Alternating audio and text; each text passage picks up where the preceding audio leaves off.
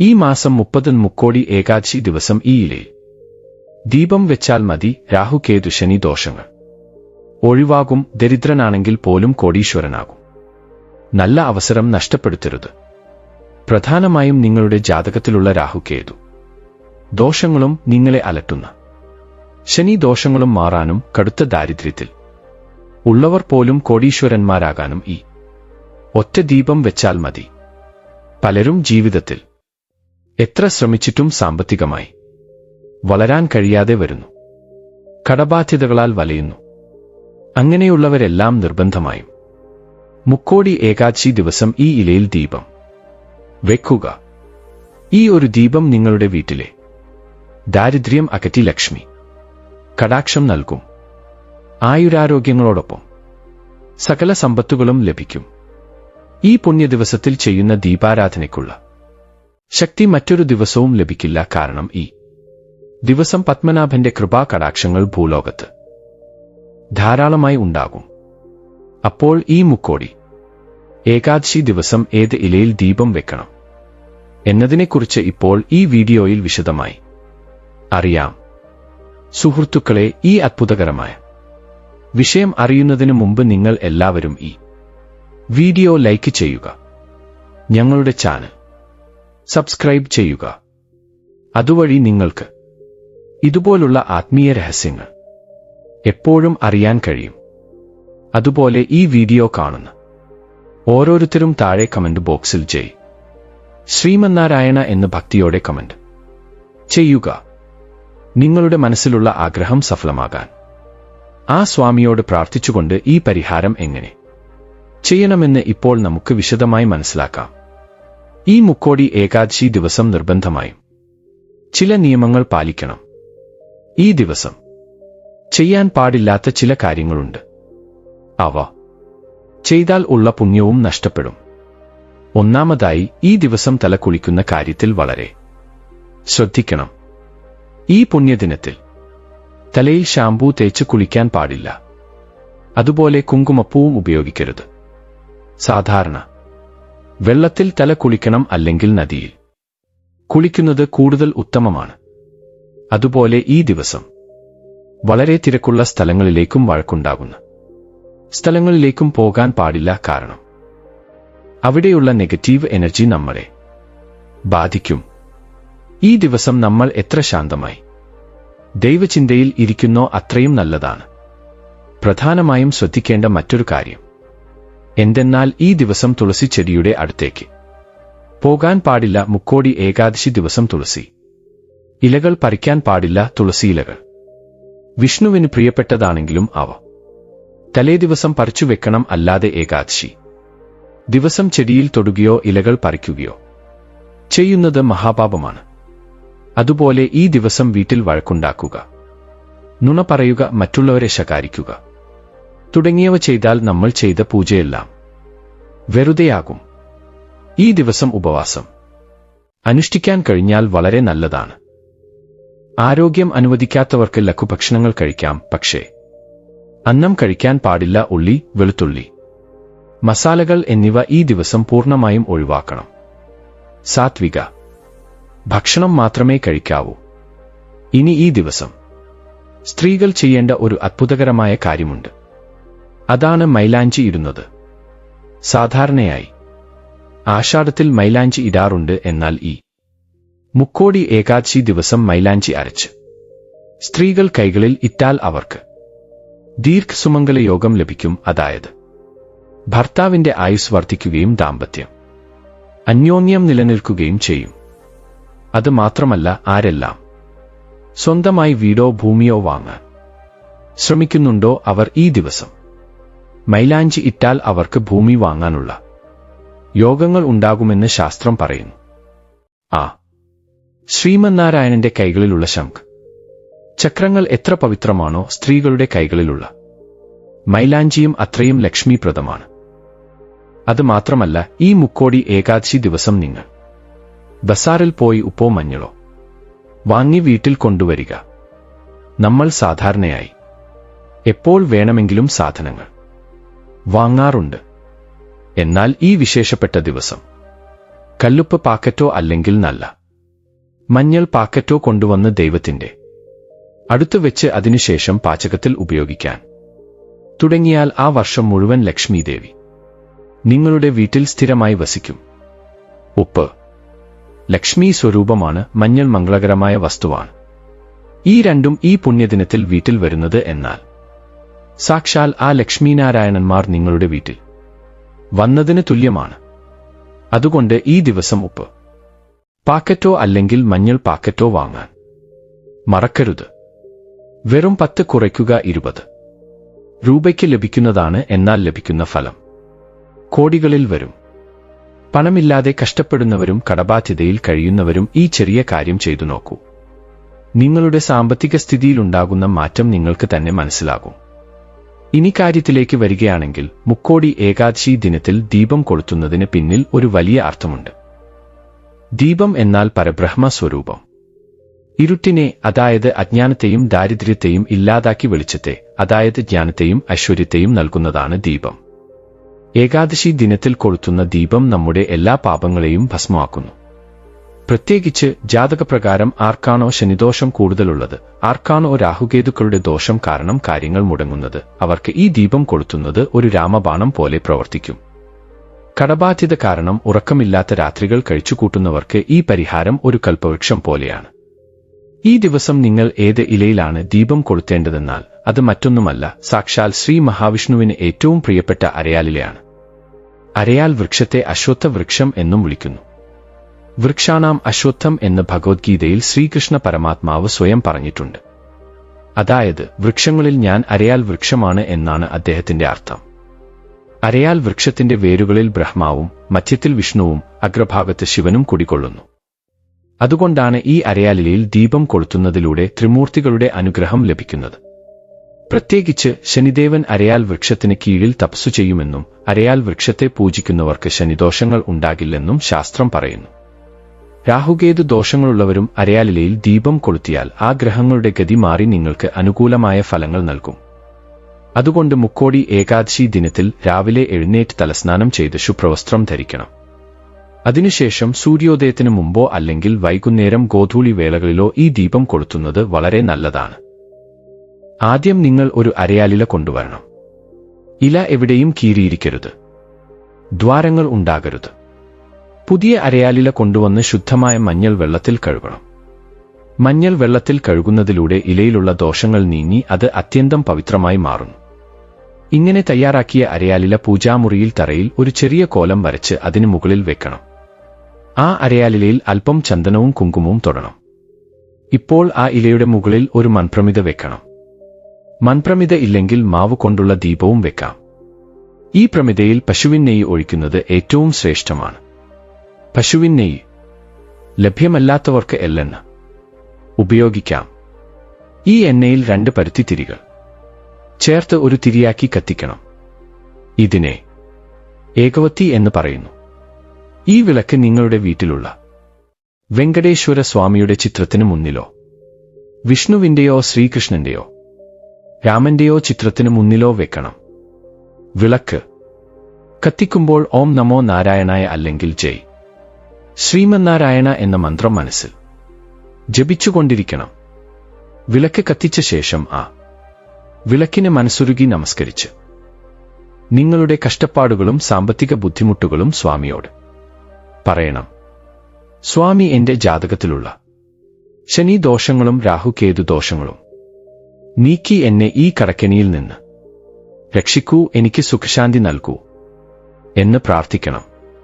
ഇങ്ങനെ അരയാലിലയിൽ കത്തിച്ച വിളക്കിൽ നിന്ന് വരുന്ന പ്രകാശം ആ അരയാലിലയിലെ ദൈവിക ശക്തികളെ ആഗിരണം ചെയ്ത് നിങ്ങളുടെ വീടാകെ വ്യാപിപ്പിക്കും.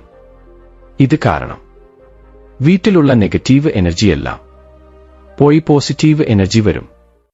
അരയാലിലയിൽ വിളക്ക് വെക്കുന്നത് ലക്ഷ്മി ദേവിയെ ആകർഷിക്കും. കാരണം ലക്ഷ്മി ദേവി ഇത്തരം പുണ്യദിനങ്ങളിൽ അരയാൽ മരത്തിൽ വസിക്കുന്നു എന്നാണ് പുരാണവചനം. കടുത്ത ദാരിദ്ര്യത്തിൽ ഉള്ളവർ പോലും ഈ വിളക്ക് ഭക്തിയോടെ കത്തിച്ചാൽ അവരുടെ വരുമാന മാർഗങ്ങൾ മെച്ചപ്പെടും. അനാവശ്യ ചെലവുകൾ കുറയുകയും സമ്പത്ത് വർദ്ധിക്കുകയും ചെയ്യും. മുക്കോടി ഏകാദശി ദിവസം ഈ അരയാൽ ഇലയിൽ ദീപം തെളിയിക്കുന്നത് വൈകുണ്ഠത്തിലെ എല്ലാ ദേവന്മാരുടെയും അനുഗ്രഹം നിങ്ങൾക്ക് ലഭിക്കാൻ സഹായിക്കും. ഈ പരിഹാരം ചെയ്യുമ്പോൾ പൂർണ്ണ വിശ്വാസത്തോടെ ചെയ്യണം. ദൈവീക കാര്യങ്ങളിൽ വിശ്വാസം വളരെ പ്രധാനമാണ്. വിശ്വാസത്തോടെ ചെയ്യുന്ന ചെറിയ കാര്യങ്ങൾ പോലും വലിയ ഫലങ്ങൾ നൽകും. ഈ മുക്കോടി ഏകാദശി ദിവസം ഈ അത്ഭുതകരമായ അവസരം ഒരിക്കലും നഷ്ടപ്പെടുത്തരുത്. ഏകാദശി തിഥി ഉള്ളിടത്തോളം കാലം ഈ ദീപം പ്രകാശിച്ചുകൊണ്ടിരിക്കുന്നത് കൂടുതൽ നല്ലതാണ്. കുറഞ്ഞത് വൈകുന്നേരമെങ്കിലും ഈ ദീപം തെളിയിച്ച് നിങ്ങളുടെ ജീവിതത്തിൽ പ്രകാശം നിറയ്ക്കുക. ഈ ഒരു ദിവസം ചെയ്യുന്ന ഈ ചെറിയ കാര്യം നിങ്ങളുടെ വിധി മാറ്റിയെഴുതും. രാഹുകേതുക്കളുടെ ദോഷം കാരണം വിവാഹം നടക്കാത്തവർക്കും ജോലി ലഭിക്കാത്തവർക്കും സന്താന പ്രശ്നങ്ങളുള്ളവർക്കും ഈ അരയാൽ ഇല ദീപം ഒരു ദിവ്യ ഔഷധമായി പ്രവർത്തിക്കും. അതിനാൽ ഈ മാസം 30 വരുന്ന മുക്കോടി ഏകാദശി പാഴാക്കാതെ ഭക്തിയോടെ ആ പരമാത്മാവിനെ സേവിക്കുക. എല്ലാ ദേവന്മാരുടെയും അനുഗ്രഹത്താൽ നിങ്ങൾ കോടീശ്വരന്മാരാകും. നിങ്ങളുടെ കഷ്ടപ്പാടുകളെല്ലാം തീരും. മുക്കോടി ഏകാദശിയെ നമ്മൾ വൈകുണ്ഠ ഏകാദശി എന്നും വിളിക്കാറുണ്ട്. ഒരു വർഷത്തിൽ 24 ഏകാദശികൾ വരുമ്പോൾ ഇവയിലെല്ലാം രാജാവിനെ പോലെയാണ് ഈ മുക്കോടി ഏകാദശി. കാരണം സാക്ഷാൽ ആ വൈകുണ്ഠ ദ്വാരങ്ങൾ തുറന്ന് ശ്രീ മഹാവിഷ്ണു നമുക്ക് ദർശനം നൽകുന്ന അത്ഭുതകരമായ ദിവസമാണിത്. അങ്ങനെയുള്ള ഒരു മഹത്തായ ദിവസം നമ്മുടെ വീട്ടിലെ അരിപ്പെട്ടിയിലോ അരി ഡബ്ബയിലോ ഈ വസ്തു ഇട്ടാൽ മതി. ദാരിദ്ര്യം ഒഴിഞ്ഞ് ലക്ഷ്മീദേവി കുടികൊള്ളും. വർഷം മുഴുവൻ ഐശ്വര്യമുണ്ടാകും. ധനത്തിനും ധാന്യത്തിനും ഒരു കുറവും വരില്ല. തൊട്ടതെല്ലാം പൊന്നാകും എന്ന് ശാസ്ത്രങ്ങൾ പറയുന്നു. ഈ മുക്കോടി ഏകാദശി ദിവസം നമ്മുടെ അടുക്കളയിലെ അരി ഡബ്ബയിൽ ഏത് ചെറിയ വസ്തു വെച്ചാൽ നമ്മുടെ വിധി മാറിമറിയും എന്നതിനെക്കുറിച്ച് ഈ വീഡിയോയിൽ വളരെ വിശദമായി മനസ്സിലാക്കാം. ഇപ്പോൾ നമ്മുടെ വീട്ടിൽ ലക്ഷ്മീദേവി എവിടെയാണ് കുടികൊള്ളുന്നത് എന്ന വിഷയത്തെക്കുറിച്ച് സംസാരിക്കാം. പലരും ദൈവത്തിന്റെ മുറിയിൽ ലക്ഷ്മീദേവി ഉണ്ടാകുമെന്ന് കരുതുന്നു. അലമാരയിൽ ഉണ്ടാകുമെന്ന് കരുതുന്നു. എന്നാൽ യഥാർത്ഥത്തിൽ ലക്ഷ്മീദേവിയുടെ സ്ഥിരവാസം നമ്മുടെ അടുക്കളയിലാണ്. അതിലും പ്രധാനമായി നമ്മൾ അരി സൂക്ഷിക്കുന്ന പാത്രത്തിൽ. അതെ, അന്നം പരബ്രഹ്മ സ്വരൂപമാണെന്ന് പറയുന്നു.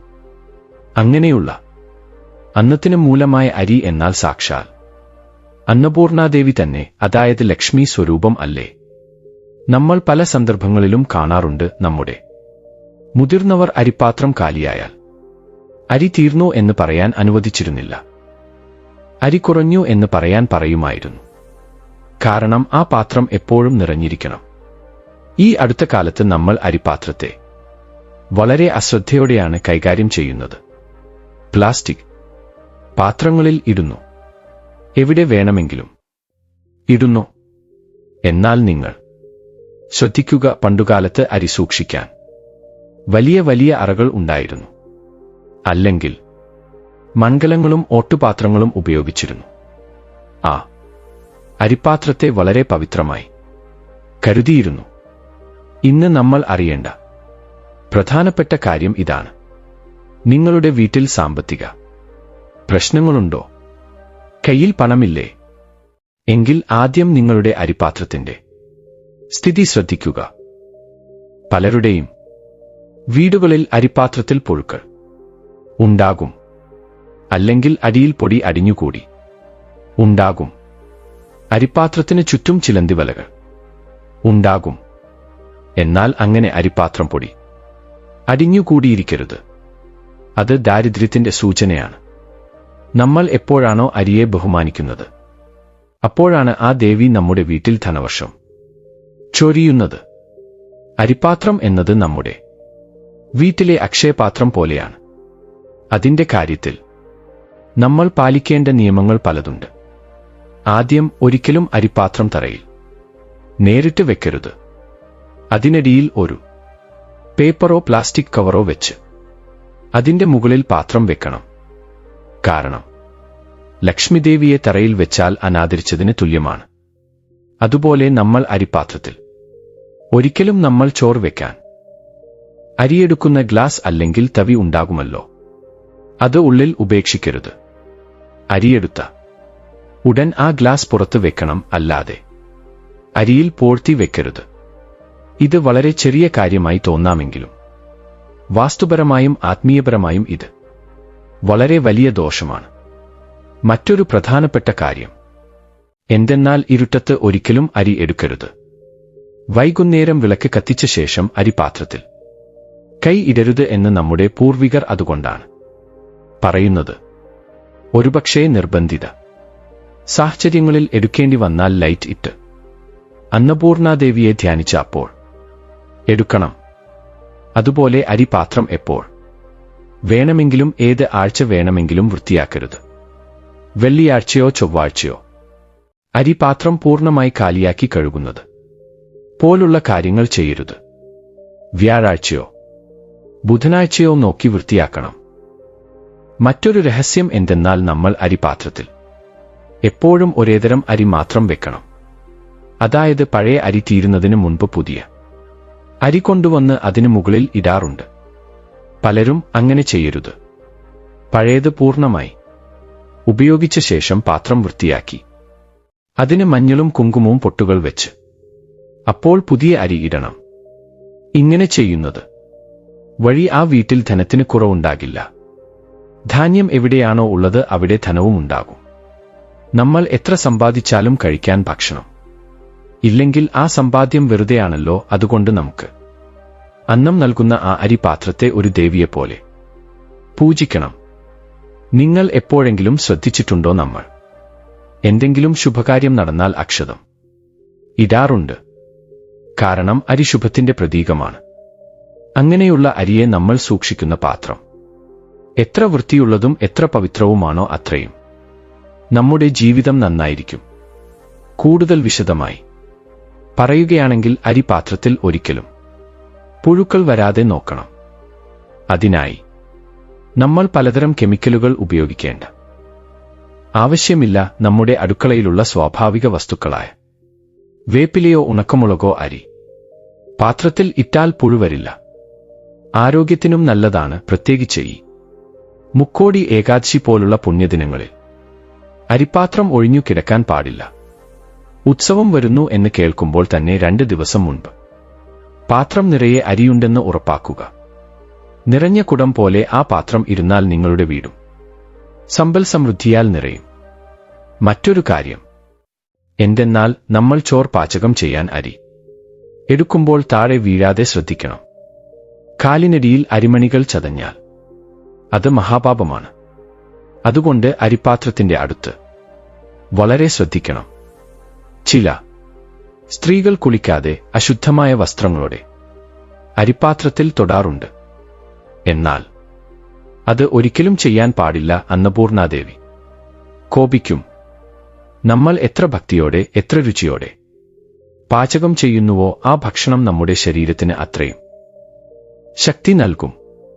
അതുപോലെ നമ്മൾ എത്ര പരിശുദ്ധമായി അരി സൂക്ഷിക്കുന്നുവോ ആ അരി നമുക്ക് അത്രയും ഐശ്വര്യം നൽകും. കുറഞ്ഞത് ആഴ്ചയിൽ ഒരിക്കലെങ്കിലും അരിപാത്രത്തിന് നമസ്കരിക്കുക. അമ്മേ, ഞങ്ങൾക്ക് ഒരു പിടി അന്നം നൽകുന്നു, ഞങ്ങളുടെ വയറും നിറയ്ക്കുന്നു, ഞങ്ങളുടെ വീട് എപ്പോഴും ഇതുപോലെ ഐശ്വര്യത്തോടെ ഇരിക്കാൻ നോക്കണേ എന്ന് മനസ്സുരുകി പ്രാർത്ഥിക്കുക. നിങ്ങളിൽ മാറ്റം നിങ്ങൾക്ക് തന്നെ അറിയാൻ കഴിയും. ഒരു ചെറിയ പാത്രമല്ലേ എന്ന് പറഞ്ഞ് അതിനെ തള്ളിക്കളയരുത്. അത് നിങ്ങളുടെ വീടിന്റെ ഐശ്വര്യ പേടകമാണ്. അതിനെ എത്ര നന്നായി നോക്കുന്നുവോ അത് നിങ്ങളെ അത്രയും നന്നായി നോക്കും. ഈ മുക്കോടി ഏകാദശി ദിവസം അരിപാത്രങ്ങൾ ഇത് മാത്രം വെച്ചാൽ മതി. ധനം ഒഴുകിയെത്തും എന്ന് ശാസ്ത്രങ്ങൾ പറയുന്നുണ്ട്. ഈ അരിപാത്ര പരിഹാരം സാധാരണമായ ഒന്നല്ല. നമ്മുടെ പൂർവികർ രഹസ്യമായി അനുഷ്ഠിച്ച ഒരു അത്ഭുതകരമായ ധന ആകർഷണ മാർഗമാണ് ഇത് കേവലം ഒരു പൂജയല്ല, നമ്മുടെ വീട്ടിലേക്ക് ലക്ഷ്മിദേവിയെ ശാശ്വതമായി ക്ഷണിക്കുന്ന ഒരു വലിയ പ്രക്രിയയാണ്. അതുകൊണ്ട് ഇപ്പോൾ നമ്മൾ പറയാൻ പോകുന്ന ഓരോ വാക്കും ഓരോ ചെറിയ കാര്യവും വളരെ ശ്രദ്ധയോടെ കേൾക്കുക. കാരണം ഇതിൽ ഉപയോഗിക്കുന്ന ഓരോ വസ്തുവിനും ഒരു പ്രത്യേക ശക്തിയുണ്ട്. ആദ്യം ഈ പരിഹാരം എപ്പോൾ ചെയ്യണം എന്ന കാര്യത്തിൽ പലർക്കും സംശയങ്ങൾ ഉണ്ടാകാറുണ്ട്. ഇതിന് ഒരു പ്രത്യേക സമയമുണ്ട്. മുക്കോടി ഏകാദശി ദിനത്തിൽ ഈ പരിഹാരം ചെയ്യണം. ഈ ദിവസം രാവിലെ വൈകുണ്ഠ ദ്വാരദർശനം ദൈവപൂജയെല്ലാം കഴിഞ്ഞ ശേഷം ഉച്ചയ്ക്ക് 12 മണി മുതൽ രാത്രി 12 മണി വരെ എപ്പോൾ വേണമെങ്കിലും നിങ്ങൾക്ക് ഈ പരിഹാരം ചെയ്യാം. സാധാരണയായി നമ്മൾ എന്ത് ജോലി ചെയ്താലും രാവിലെ ചെയ്യാനാണ് ആഗ്രഹിക്കുന്നത്. എന്നാൽ ഈ പ്രത്യേക ധനാകർഷണ പരിഹാരത്തിന് ഉച്ചയ്ക്ക് 12 മണിക്ക് ശേഷമുള്ള സമയം വളരെ അത്ഭുതകരമായി പ്രവർത്തിക്കും. നിങ്ങൾക്ക് ഉച്ചഭക്ഷണം കഴിഞ്ഞിട്ടോ അല്ലെങ്കിൽ വൈകുന്നേരം ദീപാരാധന സമയത്തോ അല്ലെങ്കിൽ രാത്രി ഉറങ്ങുന്നതിനു മുമ്പ് ശാന്തമായിരിക്കുമ്പോഴോ ചെയ്യാം. ഒരു ചെറിയ കാര്യം ഓർമ്മിക്കുക, ഇത് ഏകാദശി തിഥി ഉള്ളപ്പോൾ മാത്രമേ ചെയ്യാവൂ. ദ്വാദശി വന്നതിന് ശേഷം ചെയ്യരുത്, കാരണം ആ ദിവസത്തെ വൈബ്രേഷൻ, ആ ദിവസം പ്രപഞ്ചത്തിലുള്ള കോസ്മെറ്റിക് എനർജി ഈ പരിഹാരത്തിന് ജീവൻ നൽകുന്നു. ഇനി ഈ പരിഹാരം ചെയ്യാൻ നമുക്ക് ആവശ്യമുള്ള വസ്തുക്കളെക്കുറിച്ച് സംസാരിക്കാം. ഇവ നമ്മുടെ അടുക്കളയിൽ ലഭിക്കുന്ന സാധാരണ വസ്തുക്കളാണെന്ന് തോന്നിയേക്കാം. എന്നാൽ താന്ത്രിക ശാസ്ത്രമനുസരിച്ച് ഇവയെ ശരിയായ രീതിയിൽ ചേർത്താൽ അവയുടെ ശക്തി ആയിരക്കണക്കിന് ഇരട്ടി വർദ്ധിക്കും. ആദ്യം നിങ്ങൾ ശേഖരിക്കേണ്ടത് ഒരു മഞ്ഞ നിറമുള്ള വസ്ത്രമാണ്. എന്തുകൊണ്ടാണ് മഞ്ഞ നിറമുള്ള വസ്ത്രം എന്ന് വെച്ചാൽ, മഞ്ഞ എന്നത് വ്യാഴഗ്രഹത്തിന്റെ പ്രതീകമാണ്. നമ്മുടെ ജാതകത്തിൽ വ്യാഴം നന്നായിരുന്നാൽ മാത്രമേ കയ്യിൽ പണം നിൽക്കൂ. അത് മാത്രമല്ല, ശ്രീമന്നാരായണൻ ഏറ്റവും പ്രിയപ്പെട്ട നിറം പീതാംബരം, അതായത് മഞ്ഞ നിറമാണ്. സ്വാമിയുടെ അനുഗ്രഹം നമുക്ക് ലഭിക്കണമെങ്കിൽ ആ നിറമുള്ള വസ്ത്രം ഉണ്ടായിരിക്കണം. ഈ വസ്ത്രം അത്ര വലുതാക്കേണ്ട ആവശ്യമില്ല. ഒരു കൈലേസിന്റെ വലുപ്പത്തിലോ അല്ലെങ്കിൽ ഒരു ബ്ലൗസ് പീസിന്റെ അത്രയും തുണി മതിയാകും. ഇത് പുതിയതാണെങ്കിൽ വളരെ നല്ലതാണ്. പുതിയത് കിട്ടിയില്ലെങ്കിൽ വീട്ടിലുള്ള മഞ്ഞ നിറമുള്ള തുണി വൃത്തിയായി കഴുകി ഉണക്കി അതിൽ കുറച്ച് മഞ്ഞൾ വെള്ളം തളിച്ച് ശുദ്ധീകരിച്ച് ഉപയോഗിക്കാം. എന്നാൽ കീറിയതും പഴകിയതും ഒരു കാരണവശാലും ഉപയോഗിക്കരുത്. കാരണം നമ്മൾ വിളിക്കുന്നത് ധനലക്ഷ്മിയാണ്. അവർക്ക് വളരെയധികം ശുചിത്വം ആവശ്യമാണ്. ഇപ്പോൾ ആ മഞ്ഞ വസ്ത്രം നിങ്ങളുടെ പൂജാമുറിയിൽ ദൈവത്തിന്റെ മുന്നിൽ വിരിക്കുക. മനസ്സ് ശാന്തമായി സൂക്ഷിക്കുക. ഇപ്പോൾ നമ്മൾ ഓരോ വസ്തുക്കളും അതിൽ വെച്ച് നമ്മുടെ സങ്കല്പം പറയണം. ആദ്യമായി അതിൽ വെക്കേണ്ടത് 5 ബിരിയാണി ഇലകളാണ്. അതെ, നമ്മുടെ അടുക്കളയിൽ ഉപയോഗിക്കുന്ന ബിരിയാണി ഇലകൾ തന്നെ. പലർക്കും അറിയാത്ത ഒരു രഹസ്യം എന്തെന്നാൽ, ബിരിയാണി ഇലയ്ക്ക് നെഗറ്റീവ് എനർജി നീക്കം ചെയ്യാനും പോസിറ്റീവ് എനർജിയെ, പ്രത്യേകിച്ച് പണത്തെ ആകർഷിക്കാനുള്ള കഴിവ് വളരെ കൂടുതലാണ്. നിങ്ങൾ തിരഞ്ഞെടുക്കുന്ന ഈ 5 ഇലകളും എവിടെയും കീറാതെ, ദ്വാരങ്ങളില്ലാതെ, ഞെട്ടുകൾ ഒടിഞ്ഞുപോകാതെ മനോഹരമായിരിക്കണം. മുറിഞ്ഞ ഇലകൾ ഉപയോഗിച്ചാൽ ഫലവും അതുപോലെയായിരിക്കും. അതിനാൽ നല്ല ഇലകൾ തിരഞ്ഞെടുത്ത് വെക്കുക. ആ 5 ഇലകളും ആ മഞ്ഞ തുണിയുടെ നടുവിൽ വെക്കുക. അതിനുശേഷം ആ ഇലകൾക്ക് മുകളിൽ വെക്കേണ്ട രണ്ടാമത്തെ പ്രധാനപ്പെട്ട വസ്തു മല്ലിയാണ്. മല്ലി എന്നാൽ സാക്ഷാൽ കുബേരന്റെ സ്വരൂപമാണ്. ശ്രദ്ധിച്ചാൽ നമ്മൾ ധനത്രയോദശിക്ക് തീർച്ചയായും മല്ലി വാങ്ങാറുണ്ട്. മല്ലി എന്ന വാക്കിൽ തന്നെ ധനമുണ്ട്.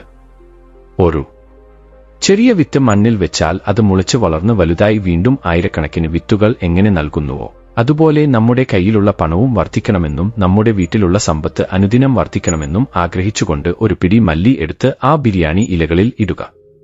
ഇവ ഇടുമ്പോൾ എന്റെ വീട് ധനധാന്യങ്ങളാൽ നിറയണം എന്ന് മനസ്സിൽ ഉറച്ചു വിശ്വസിക്കുക. ഈ മല്ലി നമ്മുടെ വീട്ടിലുള്ള സാമ്പത്തിക സ്തംഭനാവസ്ഥ ഇല്ലാതാക്കി പണത്തിന്റെ ഒഴുക്ക് വർദ്ധിപ്പിക്കാൻ സഹായിക്കും. ഇനി മൂന്നാമതായി ലക്ഷ്മി ദേവിക്ക് ദക്ഷിണ സമർപ്പിക്കണം. അതിനാൽ 11 രൂപ അർപ്പിക്കണം. എന്തുകൊണ്ടാണ് 11 എന്ന് ചോദിച്ചാൽ, സംഖ്യാശാസ്ത്രം അനുസരിച്ച് 11 ഒരു മാസ്റ്റർ നമ്പറാണ്. ഇത് വളരെ ശക്തിയുള്ളതാണ്. അതുപോലെ ഒരു രൂപ എന്നത് നമ്മൾ എപ്പോഴും ദൈവത്തിന് നൽകുന്ന അധിക ബഹുമാനമാണ്. നിങ്ങൾക്ക് ഒരു 10 രൂപ നോട്ട്, ഒരു രൂപ നാണയം അർപ്പിക്കാം. അല്ലെങ്കിൽ 11 ഒരു രൂപ നാണയങ്ങൾ അർപ്പിക്കാം. അല്ലെങ്കിൽ 2 5 രൂപ നാണയങ്ങളും ഒരു രൂപ നാണയവും അർപ്പിക്കാം. എങ്ങനെ അർപ്പിച്ചാലും മൊത്തം മൂല്യം 11 രൂപയായിരിക്കണം.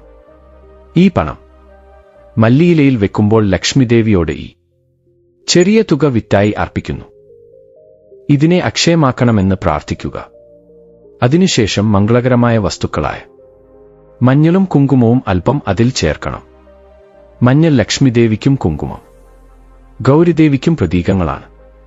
എവിടെ മഞ്ഞളും കുങ്കുമവും ഉണ്ടോ അവിടെ അമംഗളമുണ്ടാകില്ല. നമ്മുടെ വീടിനെ ബാധിച്ച ദാരിദ്ര്യം മാറണമെങ്കിൽ ഈ രണ്ടും തീർച്ചയായും ഉണ്ടായിരിക്കണം. അതിനാൽ ഒരു നുള്ള് മഞ്ഞളും ഒരു നുള്ള് കുങ്കുമവും ആ പണത്തിലും ആ ഇലകളിലും വീഴത്തക്ക വിധം ഭക്തിയോടെ അർപ്പിക്കുക.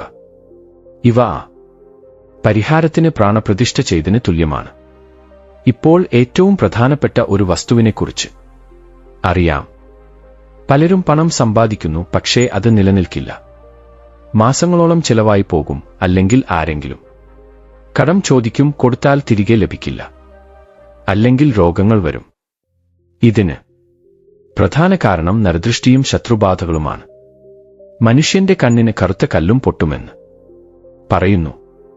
നിങ്ങളുടെ വളർച്ച കണ്ട് സഹിക്കാത്തവരുടെ നോട്ടം നിങ്ങളിൽ പതിക്കുമ്പോൾ ലക്ഷ്മിദേവി നിങ്ങളുടെ വീട്ടിൽ നിൽക്കാൻ കഴിയാതെയാകും. ആ നെഗറ്റീവ് ദൃഷ്ടി ഒഴിവാക്കാൻ നമ്മൾ ഇതിൽ ചേർക്കേണ്ട വസ്തു കുരുമുളകാണ്. അതെ, കറുത്ത കുരുമുളക്. ഒരു 5-7 കുരുമുളക് മണികൾ എടുത്ത് അതിൽ ചേർക്കുക. കുരുമുളകിന്റെ എരിവിനും ആ ശക്തിക്കും ഏത് ദുഷ്ടശക്തിയും ഓടിപ്പോകേണ്ടി വരും. നമ്മുടെ ധനത്തിനും നമ്മുടെ സമ്പാദ്യത്തിനും ഒരു രക്ഷാകവചം പോലെ, ഒരു സെക്യൂരിറ്റി ഗാർഡിനെ പോലെ ഈ കുരുമുളക് പ്രവർത്തിക്കും. നമ്മൾ കുരുമുളക് ചേർക്കുമ്പോൾ തന്നെ നമ്മുടെ പരിഹാരം പൂർണ്ണമാകും. പണം വരുന്നത് മാത്രമല്ല, വന്ന പണം നമ്മുടെ അടുത്ത് സുരക്ഷിതമായി ഇരിക്കണമെങ്കിൽ ഈ കുരുമുളക് നിർബന്ധമാണ്.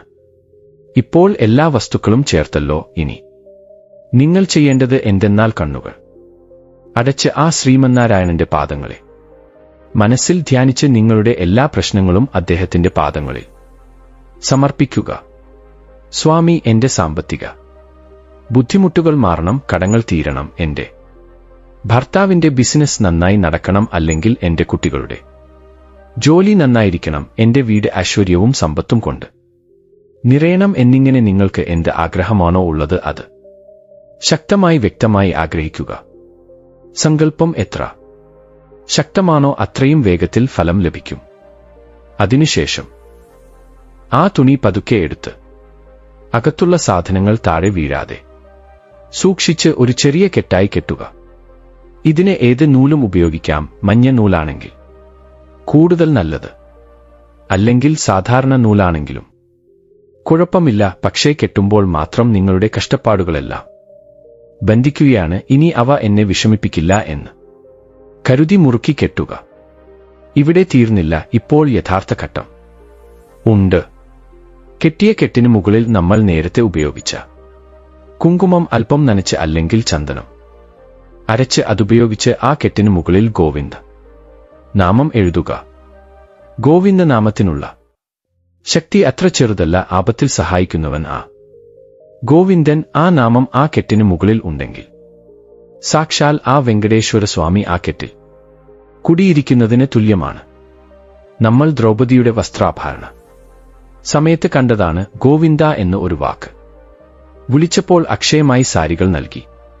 ഇപ്പോഴും നമ്മൾ ആ ഗോവിന്ദനെ വിശ്വസിച്ച് ഈ പരിഹാരം ചെയ്യുന്നതുകൊണ്ട് നമ്മുടെ സമ്പത്തും അക്ഷയമാകും.